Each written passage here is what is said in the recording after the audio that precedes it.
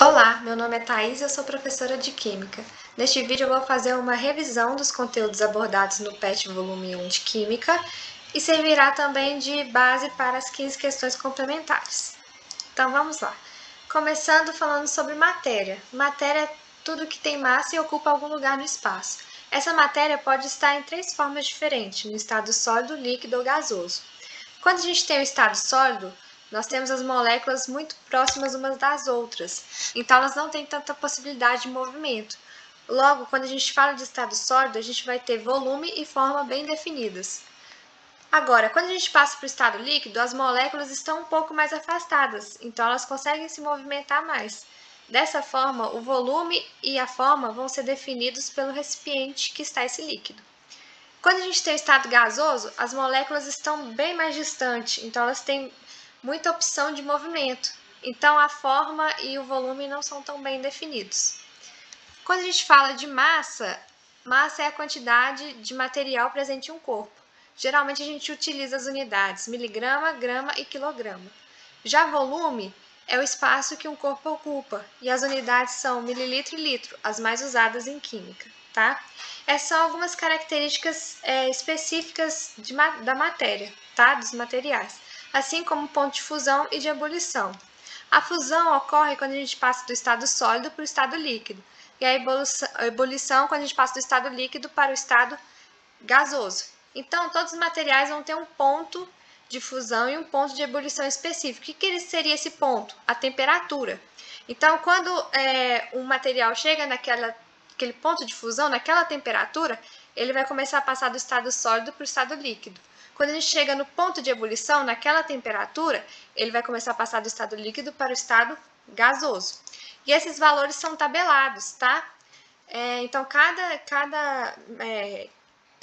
átomo, cada matéria tem um ponto de fusão e um ponto de ebulição específicos. E aí, vamos ter exercícios que vão te dar a temperatura e você vai ter que me dizer qual que é o estado físico que aquela substância encontra naquela temperatura. Para isso, nós vamos ter uma tabela de análise de ponto de fusão e de ebulição. Então, sempre quando tiver essa tabela, nós vamos imaginar que antes do ponto de fusão nós temos o sólido, depois do ponto de fusão nós temos o líquido e depois do ponto de ebulição nós temos o gasoso. Então, o primeiro passo, quando a gente vê uma tabela assim, é escrever logo acima sólido, líquido e gasoso, tá? Para a gente conseguir determinar qual que é o estado daquela substância. Então, vamos fazer um exemplo para a gente analisar essa tabela aqui. 50 graus, vamos ver o estado físico de cada um, tá? Cloro. Quando eu aqueço até 50 graus, eu consigo atingir um ponto de fusão. Por quê? O ponto de fusão é menos 101. Se eu aquecer até 50, eu consegui passar do estado sólido para o estado líquido. Olha o ponto de ebulição. O ponto de ebulição é menor que 50 graus. Então, com 50 graus, eu também consigo atingir esse ponto de ebulição. Então, eu consigo passar o cloro do estado líquido para o estado gasoso. Então, a 50 graus, o cloro está no estado gasoso. Flúor, mesma coisa.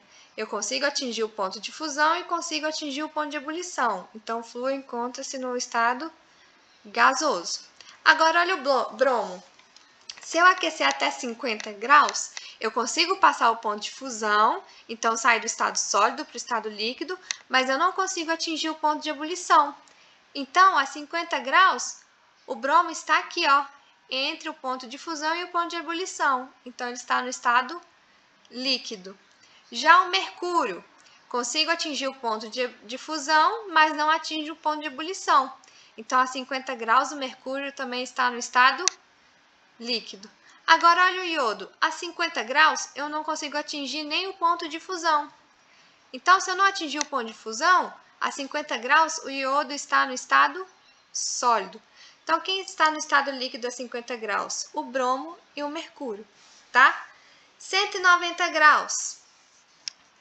Cloro, consigo atingir ponto de fusão e de ebulição, então está no estado gasoso. Flúor, consigo atingir ponto de fusão e de ebulição, então está no estado gasoso. Bromo, consigo atingir o ponto de fusão e de ebulição, então estado gasoso. Mercúrio, consigo atingir o ponto de fusão, então passei do sólido para o líquido, mas a 190 graus eu não consigo atingir o ponto de ebulição. Então, a 190 graus, o mercúrio está no estado líquido. Iodo, consigo atingir o ponto de fusão e o ponto de ebulição também. Então, a 190 graus, o iodo está no estado gasoso. E aí, nós vamos ter diagrama de mudança de estado físico, que sempre vai ter esse modelinho aí, tá? Nós vamos ter primeiro uma curva de aquecimento e depois uma curva de resfriamento. Na curva de aquecimento, nós vamos começar com uma temperatura X e vamos começar a aquecer essa substância, tá? A gente aquece até chegar no ponto de fusão. Quando a gente chega no ponto de fusão, é a passagem do estado sólido para o estado líquido. Mas essa temperatura da fusão permanece constante durante um determinado tempo, tá? Então, por isso que aqui no gráfico vocês vão ver uma linha na diagonal, que é a temperatura crescendo, e por um instante de tempo, T1 e T2, essa temperatura vai permanecer constante. Quando a gente tem o ponto de fusão, nós vamos ter sólido e líquido existindo ao mesmo tempo, tá bom? Depois que eu consigo transformar todo o sólido em líquido, nós vamos ter apenas líquido, e aí a temperatura volta a subir novamente, até chegar no ponto de ebulição, onde a temperatura fica constante durante um determinado tempo, tá?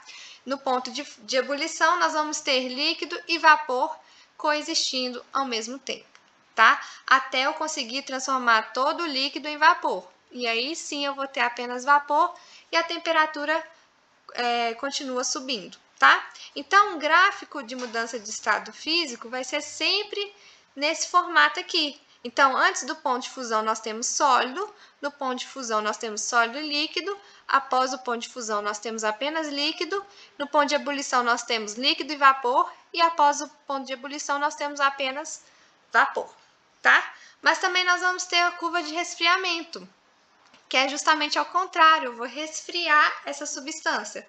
Então, nós começamos numa temperatura alta, onde temos apenas vapor, até chegar no ponto de condensação, que é a passagem do vapor para o líquido. Mesma coisa do ponto de fusão e de ebulição. No ponto de condensação, nós vamos ter vapor e líquido existindo ao mesmo tempo, tá? Quando eu conseguir transformar todo o vapor em líquido, a temperatura continua caindo, eu vou ter apenas líquido até chegar ao ponto de solidificação, que é a passagem do sólido, do líquido para o sólido, tá? No ponto de solidificação, nós vamos ter sólido e líquido existindo ao mesmo tempo. Quando todo o sólido se transformar em líquido, todo líquido se transformar em sólido, nós vamos ter apenas o sólido e a temperatura continua caindo, tá? Então, para substâncias puras, ponto de fusão, ebulição, condensação e solidificação são sempre constantes durante determinada faixa de tempo, tá? Mas o que seria substância pura? Substância pura é formada apenas por um tipo de substância. Por exemplo, água pura, nós vamos ter apenas H2O presente ali naquele recipiente, tá? Agora, a mistura é quando temos duas ou mais substâncias agrupadas, tá? Então, por exemplo, água mineral, nós vamos ter a água com outras substâncias misturadas ali junto com a água, tá? E aí, quando a gente tem uma mistura, as propriedades vão ser diferentes de uma substância pura, tá? Só relembrando o que seria uma mistura, nós temos misturas homogêneas e heterogêneas. A mistura homogênea, a gente tem apenas uma fase, ou seja, a gente não consegue diferenciar substâncias presentes ali naquela mistura. Eu coloquei um exemplo aqui, água com sal. Quando a gente mistura o sal na água, a gente não consegue determinar onde está o sal e onde está a água. Já a heterogênea, nós vamos ter duas ou mais fases. É possível você conseguir ver quais são as substâncias. Igual no exemplo aqui, água e óleo. Você vai conseguir ver nitidamente onde está a água e onde está o óleo, tá? E o que isso quer dizer no diagrama de mudança de estado físico? Quando a gente tem uma substância pura, o ponto de fusão e o ponto de ebulição permanece constante durante um tempo. Já quando a gente tem uma mistura, esse ponto de fusão e ponto de ebulição vai ser um intervalo de temperatura. Então, pelo diagrama, nós conseguimos ver se trata de uma substância pura ou de uma mistura, tá? Então, vocês podem ver aqui que o ponto de fusão e de ebulição é uma faixa de temperatura, tá bom? Outra propriedade característica dos materiais é a densidade, tá? A densidade é a relação entre massa e volume. Então, a gente consegue calcular a densidade de cada material dependendo da sua massa e do seu volume, tá? Eu coloquei um exemplo aqui, uma mistura de água com óleo, tá? Por que que a água fica embaixo? Sempre a substância que fica embaixo é aquela que apresenta maior densidade, tá? Então, o mais denso afunda, o menos denso fica em cima. E aí vem os modelos atômicos, foi uma revisão do que vocês viram ano passado, tá? Então, só vou revisar com vocês. Nós temos 4 modelos atômicos principais, que é o de Dalton, Thomson, Rutherford e Bohr. Então, nós precisamos saber a característica de cada átomo de cada modelo, tá? Então, Dalton dizia que o átomo é maciço, esférico, é a menor parte da matéria, indivisível e indestrutível. O modelo dele é conhecido como bola de bilhar. Depois temos Thomson, que o modelo é conhecido como pudim de passas. O átomo continua sendo esférico, mas ele é não maciço por causa da presença de elétrons e da carga positiva, que são os prótons. Logo em seguida vem Rutherford com o sistema planetário. Ele dizia que o átomo apresenta um núcleo positivo e os elétrons circulando ao redor desse núcleo na eletrosfera. Entre a eletrosfera e o núcleo há um grande espaço vazio. E por fim vem Bohr, que é o modelo que a gente utiliza até hoje, onde o núcleo é positivo, formado por prótons, que é a carga positiva, e nêutrons, que não apresentam cargas. E ao redor nós vamos ter elétrons circulando em níveis de energia. Então, cada nível vai ter uma energia específica que esse elétron está. Esse elétron pode absorver uma energia, saltar para outro nível de energia e, ao voltar, ele libera essa energia na forma de luz. Por isso que cada átomo tem uma cor específica, tá? Nós vamos ter esses níveis de energia de 1 até 7. Então, nós vamos denominar de K até Q, tá? E cada nível vai poder ter uma quantidade específica de elétrons e vai ter um nível de energia específico. Quando a gente olha lá uma substância, aquela substância, por exemplo, uma gota de água. Na gota de água vamos ter moléculas de água, que é constituídas por átomo de oxigênio e de hidrogênio, tá? Esse átomo vai conter um núcleo positivo formado por prótons e nêutrons e a eletrosfera com níveis de energia contendo elétrons, que é a carga negativa. E aí na nossa tabela periódica nós temos todos os átomos, tá? Todos os elementos químicos, que são representados pelas letras maiúsculas ou letra maiúscula e letra minúscula, tá? Vocês vão notar que na tabela nós temos 7 linhas. Essas linhas são justamente os níveis de energia, tá? Então, pela tabela periódica, nós conseguimos ver quantos níveis de energia tem o elemento e quantos elétrons tem aquele elemento, tá? Então, pegando como exemplo aqui o carbono, ele está na segunda linha, então ele vai até o nível de energia L, tá bom? Nós temos também 2 números que acompanham cada elemento químico. Esses números são massa atômica e número atômico. O maior número sempre vai ser a massa e o menor número vai ser o número atômico, tá bom? Mas o que seria esse número atômico e essa massa? O número atômico é representado pela letra Z maiúscula e é a quantidade de prótons que o elemento tem no núcleo. E o número de massa é representado pela letra A e a soma de prótons com nêutrons, presente no núcleo do elemento, tá? Então, se a gente tem o número de massa e o número atômico, nós conseguimos achar um número de nêutrons. Então, nós vamos ter a fórmula massa é igual número atômico mais nêutrons. Ou massa é número de prótons mais nêutrons. Então, pegando como exemplo aqui o átomo de ferro.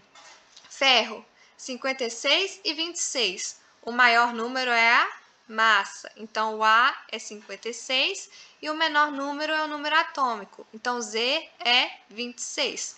Para eu achar a quantidade de nêutrons, basta fazer massa menos número atômico, 56 menos 23. Então, o ferro apresenta 30 nêutrons. Como o átomo é eletricamente neutro, se eu tenho 26 prótons, que é a carga positiva, eu tenho que ter 26 elétrons, que é a carga negativa, tá? Então, vamos ver aqui um exemplo, fósforo. Nós vamos ter quantidade de prótons, número atômico, 15, quantidade de elétrons, 15. A massa, 31. Sempre quando a gente tiver a massa, nós vamos arredondar essa massa. Se o número após a vírgula é 5 ou maior que 5, a gente arredonda para cima. Se for menor que 5, a gente mantém o número. Como aqui depois da vírgula é 9, a massa é 31. Quantidade de nêutrons, 31 menos 15. Então, a gente tem 16 nêutrons. Olha esse outro exemplo. O elemento de sódio possui 11 prótons e 12 nêutrons. Qual o seu número de massa? A massa é justamente a soma de prótons com nêutrons. Então, para eu achar a massa, 11 mais 12, 23. E aqui eu coloquei uma tabela para a gente analisar 3 elementos químicos e completar essas informações. Então, lá, zinco, nós vamos ter massa, o maior número. Como o número após a vírgula é menor que 5, a gente mantém o número. Então, a massa é 65. O número atômico é outro número, 30, que o número atômico é a quantidade de prótons. Como o átomo é neutro, prótons é igual a elétrons. Então, 30 e 30. Para eu achar a quantidade de nêutrons, massa menos número atômico. Então, 65 menos 30, 35. Sódio. O maior número é a massa, 23. O menor número é o número atômico. E esse número atômico é a quantidade de prótons. Como o átomo é nêutron, prótons igual elétrons. Para eu achar nêutrons, massa menos número atômico. Então, 23 menos 11, 12. Oxigênio, massa 16, número atômico 8. O número atômico é a quantidade de prótons, então 8. O átomo é nêutron, prótons e elétrons são iguais. Para eu achar nêutrons, massa menos número atômico, 16 menos 8, 8. E aí, até agora, nós estamos falando de átomos neutros, onde o número de prótons é igual ao número de elétrons. Então, quando a gente vê o átomo neutro, a gente não vê nenhuma carga relacionada a ele, ao lado dele, tá? Mas nós podemos ter os íons. O que seriam esses íons? Quando os átomos nêutrons perdem ou ganham elétrons, tá? Quando o átomo perde elétrons, ele é chamado de cátion, e ele vai apresentar uma carga positiva do lado direito acima dele, tá? O que significa essa carga positiva? O elétron é negativo. Então, se eu estou retirando carga negativa do elemento, está sobrando carga positiva. Então, ele fica carregado positivamente, tá? Então, a quantidade de prótons vai ser maior que a quantidade de elétrons. Agora, quando o elemento neutro ganha elétrons, que a gente chama ele de ânion, ele está ganhando carga negativa. Então, a carga negativa fica maior que a carga positiva. Logo, ele fica com uma carga negativa. O que significa isso? Que a quantidade de elétrons é maior que a quantidade de prótons, tá? Então, sempre nós vamos ter o elemento, quando é um íon, vai ter a carga do lado direito superior. Nós vamos ter número atômico, que é a quantidade de prótons, e o número de massa, que é prótons mais nêutrons, tá? Quando a gente tem um íon, a gente vai mudar apenas o número de elétrons, o número atômico e a massa não se altera. Então, vamos analisar alguns elementos aqui. Magnésio, como exemplo, nós temos prótons 12, elétrons 12 e a massa 24. Nêutrons, massa menos prótons, 12. Agora, quando a gente tem o Mg2+, temos a carga 2+. Então, significa que o magnésio perdeu 2 elétrons, tá? Por que 2 elétrons? Porque a carga é 2+. Na análise do íon, próton, massa e nêutron não se altera. O que vai alterar são os elétrons. Se ele perdeu 2 elétrons, antes ele tinha 12, agora ele tem 10. Flúor, fazendo a análise dele aqui, prótons 9, massa 19, como ele é nêutron, 9 elétrons e nêutrons, 10 nêutrons. Como a gente tem o flúor menos, quando não tem nenhum número, quer dizer que é 1, tá? Então, flúor menos é igual a flúor 1 menos. Esse 1 menos quer dizer que o flúor ganhou 1 elétron. Então, na análise do íon, o que vai alterar é apenas a quantidade de elétrons, eu vou aumentar um elétron do meu átomo neutro, tá? Então, se eu tinha 9, agora eu tenho 10 elétrons. E aí, analisando a tabela periódica, nós vamos ter algumas propriedades, tá? Começando pelo raio atômico. O raio atômico é justamente o raio do átomo, tá? A distância do núcleo até o elétron mais externo desse átomo, tá? E aí nós vamos ter a ordem crescente do raio atômico. Quanto mais para a direita e mais para baixo, maior é o meu átomo, tá bom? Justamente porque se eu tenho mais quantidades de níveis de energia, eu vou ter um maior raio atômico, tá? Outra propriedade é a energia de ionização, que é a energia mínima para retirar um elétron do átomo, tá? E aí, essa energia vai crescer da esquerda para a direita e de baixo para cima. Então, o elemento que tiver mais aqui vai conter a maior energia de ionização, tá bom? Nós vamos ter também a afinidade eletrônica, que é a energia liberada quando o elétron é adicionado a um átomo, tá? E ele segue o mesmo raciocínio da energia de ionização. Quanto mais para a direita e mais para cima, maior vai ser essa afinidade eletrônica. E por fim, a eletronegatividade, que é a tendência do átomo a atrair elétrons para ele.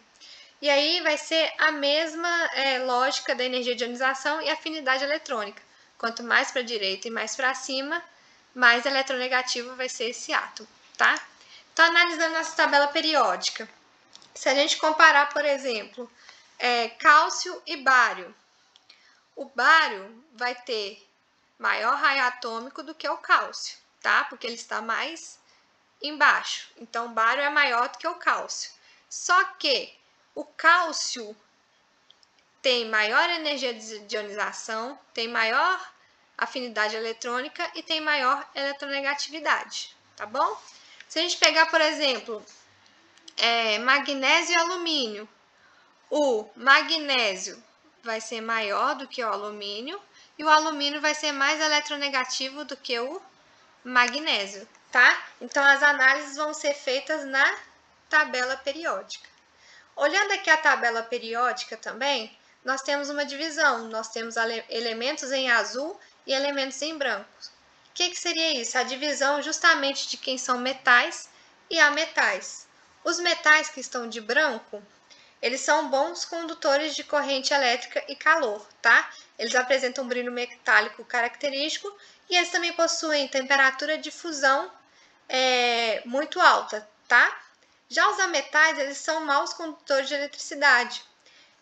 Eles têm baixo ponto de fusão e estão no estado sólido, tá? Quando estão no estado sólido, eles se fragmentam, ou seja, é possível transformá-los em objetos, eles são maleáveis, tá bom?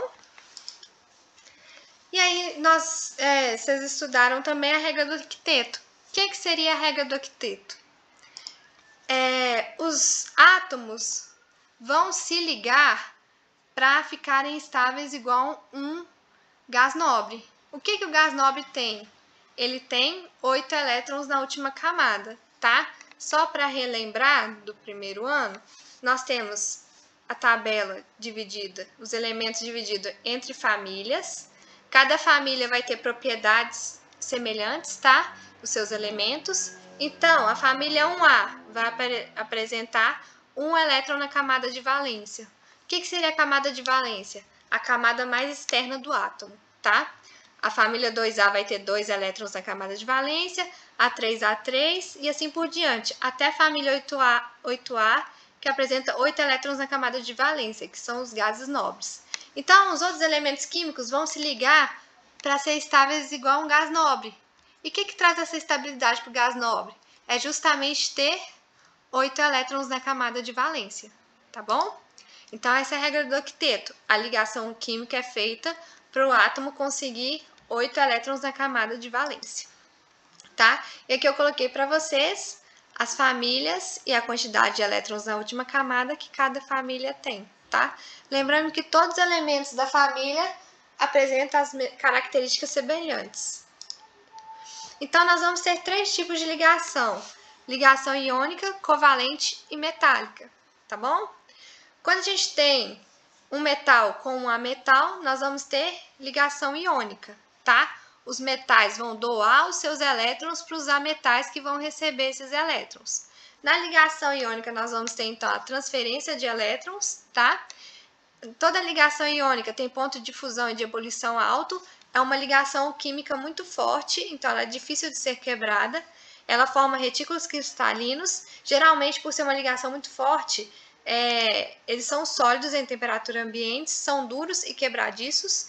Eles apresentam condutividade elétrica quando estão em solução aquosa. Então, quando adiciona uma substância com ligação iônica na água, ela vai conduzir corrente elétrica, tá? E quando a gente adiciona em água, a gente vai ter a separação dos íons, então a gente vai ter uma dissociação iônica, tá bom? Depois vem a ligação covalente. A ligação covalente é um pouco mais fraca do que a iônica, tá? E aí nós vamos ter uma ligação entre dois ametais. Então, nós não vamos ter transferência de elétron, nós vamos ter compartilhamento de elétrons, tá? E na ligação covalente, nós vamos ter formação de moléculas. A ligação covalente pode estar no estado sólido, líquido e gasoso, tá? Quando a gente adiciona uma substância de ligação covalente na água, nós vamos ter a ionização, que é a formação de íons. E por fim, a ligação metálica, que é feita por dois metais.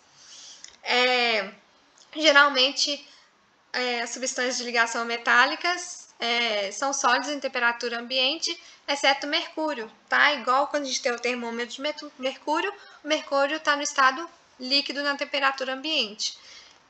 Ligação metálica tem boa condutividade elétrica e térmica no estado sólido ou quando estão fundidos, tá? Eles têm alto ponto de fusão e de ebulição. E nós temos que lembrar da teoria de mar de elétrons. Por quê? Os metais têm poucos elétrons na camada de valência. Então, eles têm pouca atração com o núcleo. Então, quando a gente tem uma ligação metálica, nós temos elétrons livres transitando entre os átomos.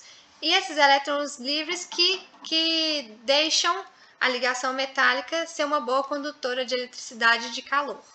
Tá bom? Então, temos que saber as características de cada tipo de ligação e saber identificar qual que é a ligação química de uma substância.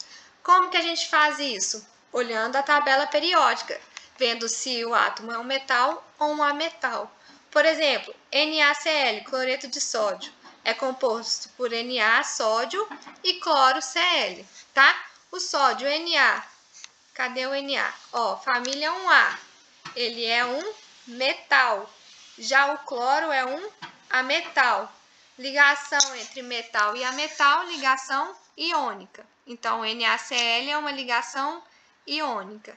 CO2, composto por carbono e oxigênio. Carbono, família 4A, ametal. Oxigênio, família 6A, ametal.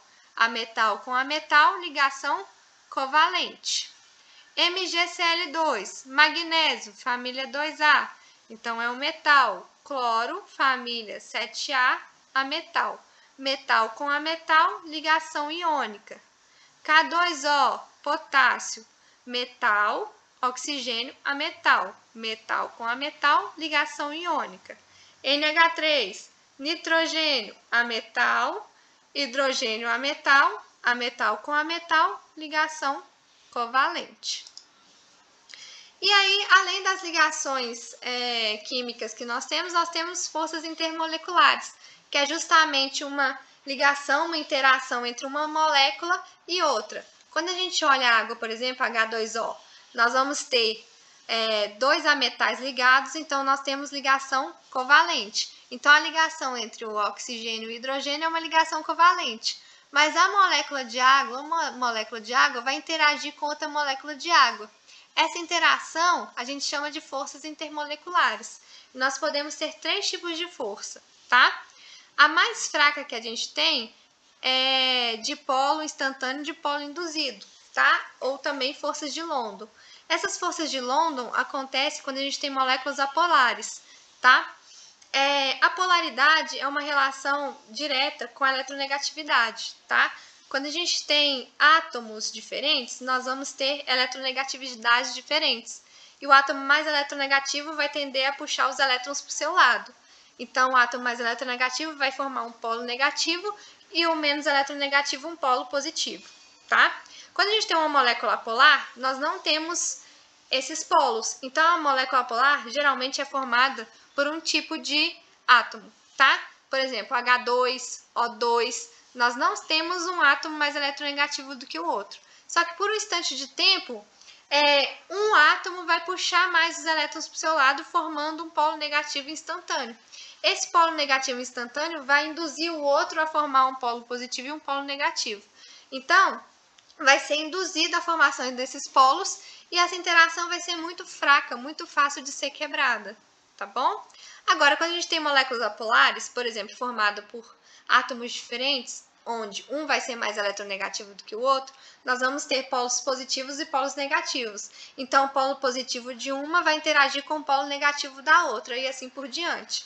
Então, nós vamos ter uma interação desses polos e a gente chama de polo permanente, tá? É uma interação mais fraca do que a de polo induzido, mas também temos uma mais forte, que é a ligação de hidrogênio, que é a que acontece na água, tá? A ligação de hidrogênio é justamente quando a gente tem hidrogênio interagindo com flúor ou nitrogênio. Então, no caso da água, nós temos o hidrogênio interagindo com oxigênio, hidrogênio interagindo com oxigênio, tá bom? Esse tipo de ligação de interação aqui é muito forte e muito difícil de ser rompida, tá? Mas o que quer dizer ser forte e ser fraco? Quanto maior essa força intermolecular, maior vai ser a temperatura de fusão e de ebulição. Mais difícil vai ser romper essas interações entre essas moléculas, tá bom? E aí essas interações também vão determinar qual que é o estado físico daquela substância. E temos também o cálculo da massa molecular, tá? Nós já aprendemos a achar a massa atômica e agora a massa molecular. A massa molecular vai ser a massa de uma molécula. Então, nós vamos ter que pegar a massa atômica de cada átomo presente na molécula e multiplicar pela essa quantidade de átomo presente. Como vamos fazer isso? Por exemplo, água formada por hidrogênio e oxigênio. Nós temos 2 moléculas de hidrogênio e uma de oxigênio. Então, nós vamos multiplicar por 2 a massa atômica do hidrogênio e por 1 a massa atômica do oxigênio. Fazendo esses cálculos, para achar a massa da água, basta somar a massa dos dois, do oxigênio e do hidrogênio. Oxigênio 16, hidrogênio 2. Então, a massa total da água é 18 gramas, tá? CO2, temos 1 carbono, 2 oxigênios. Vamos multiplicar a massa do carbono por 1 e a massa do oxigênio por 2. Fazendo esses cálculos, basta somar os resultados que nós temos a massa molecular do CO2. Quando nós temos um parênteses, o número que está fora do parênteses vai multiplicar todo mundo que está dentro. Então, dentro do parênteses, nós temos um oxigênio e um hidrogênio. Então, na nossa substância, nós vamos ter 2 vezes 1, 2 oxigênio, 2 vezes 1, 2 hidrogênios. Então, nós vamos pegar a massa do magnésio e multiplicar por 1, a massa do oxigênio multiplicar por 2 e a massa do hidrogênio multiplicar por 2. Fazendo esses cálculos, vamos somar todos os resultados e obtemos a massa molecular da substância, tá bom? Por fim, CaNO3, 2. Dentro do parênteses temos 1 nitrogênio e 3 oxigênios. Então, na substância, nós vamos ter 2 nitrogênios e 2 vezes 3, 6 oxigênios. Então, para achar a massa molecular dessa substância, temos que multiplicar a massa do cálcio por 1, a massa do nitrogênio por 2 e a massa do oxigênio por 6. Fazendo essas contas, para achar a massa molecular total da substância, basta somar os resultados, tá bom? Sempre a massa que a gente calcula da tabela periódica, nós vamos achar em gramas. Por quê? Porque nós vamos utilizar agora uma nova unidade, que é o mol, tá? É uma unidade utilizada para representar massa, volume, número de átomos ou moléculas de materiais. É uma forma simplificada da gente fazer os nossos cálculos, tá? Sempre quando a gente calcula a massa molecular, aquela massa que a gente encontra equivale a 1 mol da substância. Então, por exemplo, nós calculamos a massa da água.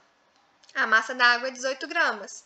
Então, 18 gramas de água equivale a 1 mol de água, tá? Na química, a gente utiliza muito essa nomenclatura, mol, para facilitar os cálculos futuros, tá bom? Então, 1 mol de água tem 18 gramas. Quantos gramas eu teria em 3 mols de água? basta fazer uma regrinha de 3 ou simplesmente multiplicar 3 vezes 18, que se 1 mol tem 18, 3 vai ter 3 vezes 18, 54 gramas. Agora, quantos mols há em 90 gramas de água? Posso fazer uma regrinha de 3, 1 mol equivale a 18 gramas, 90 mols equivale a X, basta multiplicar cruzado para eu achar. Mas eu posso simplesmente dividir a quantidade de gramas total 90 pela quantidade de gramas que eu tenho em 1 mol. Então, 90 dividido por 18, nós vamos achar 5 mols. Então, 5 mols de água apresenta 90 gramas, tá bom? E aí, nós temos as reações químicas, tá? Nós vamos ter reagentes reagindo entre si para formar produtos. E a seta significa nossa reação química. Então, tudo que vem antes da seta são os reagentes, tudo que vem depois da seta são os produtos, tá bom? Nós vamos ter números na frente das substâncias. Esses números são justamente a quantidade de mol de cada substância. Então, nessa reação aqui, eu tenho 2 mols de H2 mais 1 mol de O2, originando 2 mols de H2O, tá? Mas, lembrando lá do primeiro ano, nós temos a lei de Lavoisier, que tudo que a gente tem no reagente, a gente tem que ter no produto. As massas têm que ser iguais. Para as massas serem iguais, nós temos que ter a mesma quantidade de átomos no reagente e no produto. Como assim? Se eu tenho 2 átomos de sódio no reagente, eu tenho que ter 2 átomos de sódio no produto. Não posso ter 2 no reagente e 1 no produto, tá? Então, sempre vamos ter as reações e nós vamos ter que balancear essas reações.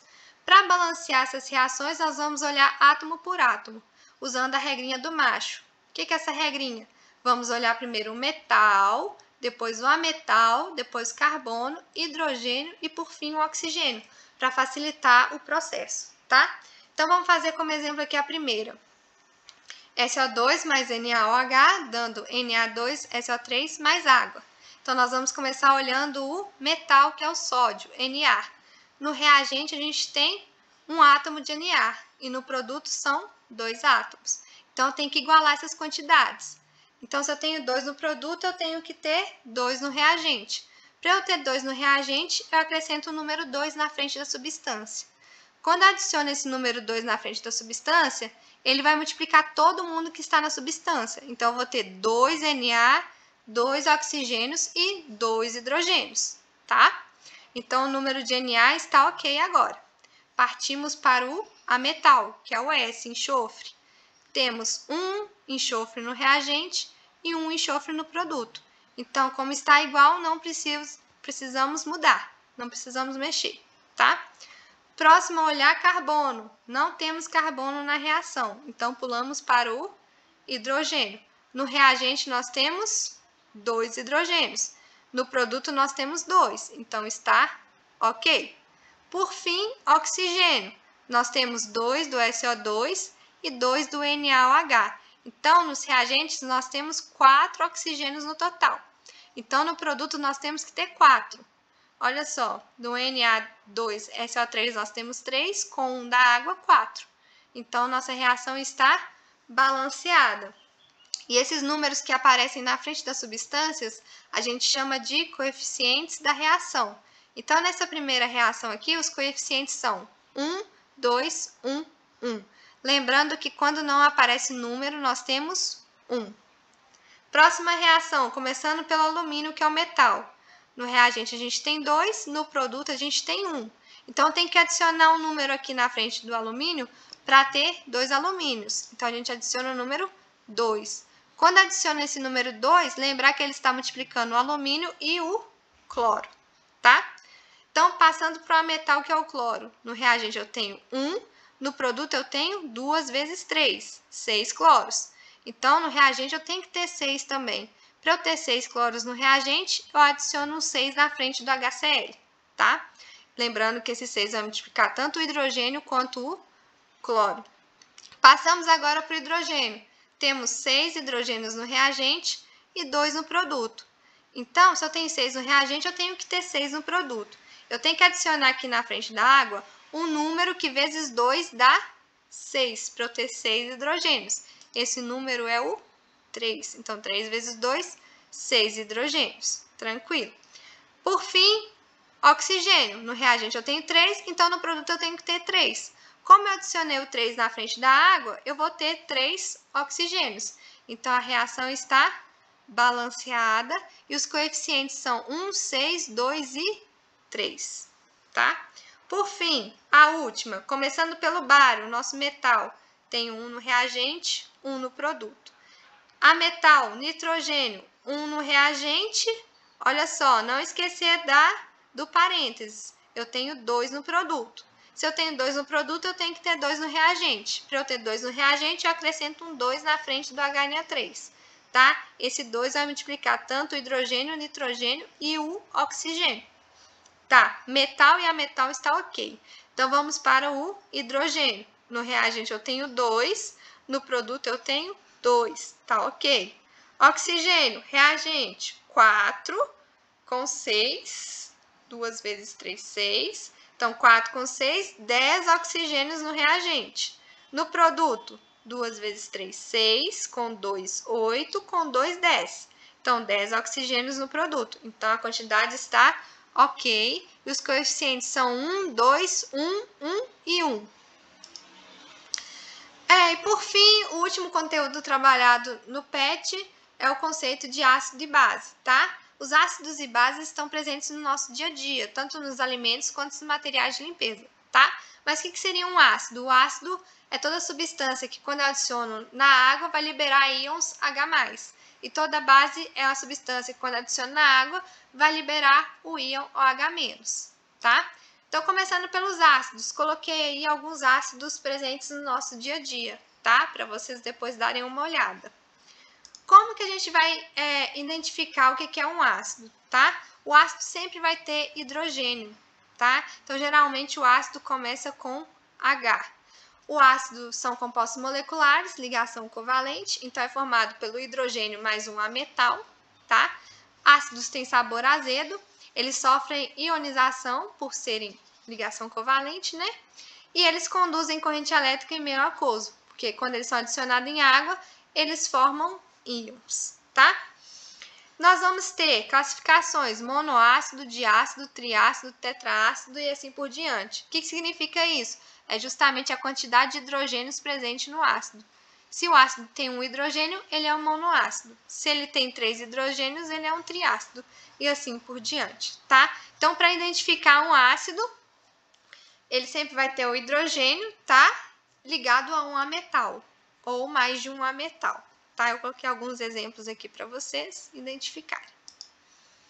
Quando a gente adiciona em água, então, o ácido vai liberar H+, e o outro íon, tá? O resto da substância vai ser o íon. Lembrar de sempre balancear a reação, tá? Igual nós fizemos anteriormente. Então, todo ácido vai liberar H+ no meio, tá? O ácido acético, que é o nosso vinagre, é um ácido orgânico. Por isso que ele vai ter uma forma mais diferente de visualizar que é um ácido, tá? Os ácidos inorgânicos vão sempre começar por hidrogênio. Já as bases, elas liberam OH- no meio aquoso, tá? Aqui eu coloquei alguns exemplos de bases que a gente utiliza no nosso dia a dia para vocês olharem depois, tá bom? E os ácidos são formados por ligações iônicas, então eles são sólidos em temperatura ambiente, por ser uma ligação muito forte.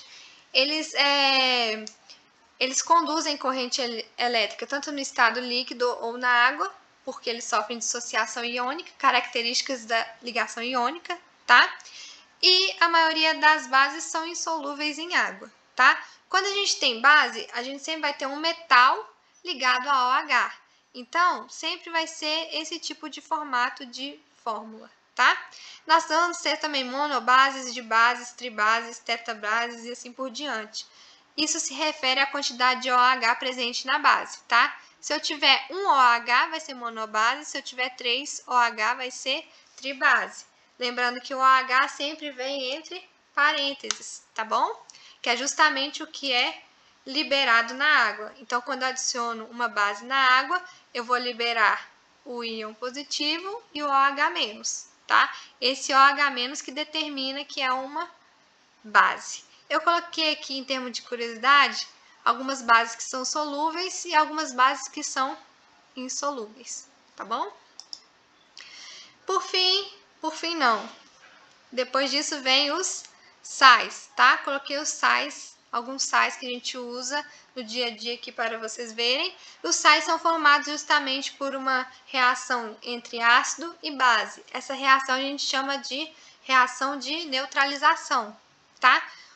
As bases são compostos iônicos, são sólidos e cristalinos, têm temperatura de ebulição alto, eles conduzem corrente elétrica em solução e têm um sabor salgado, tá? Então, um sal vai ser formado justamente pela reação de um ácido com uma base.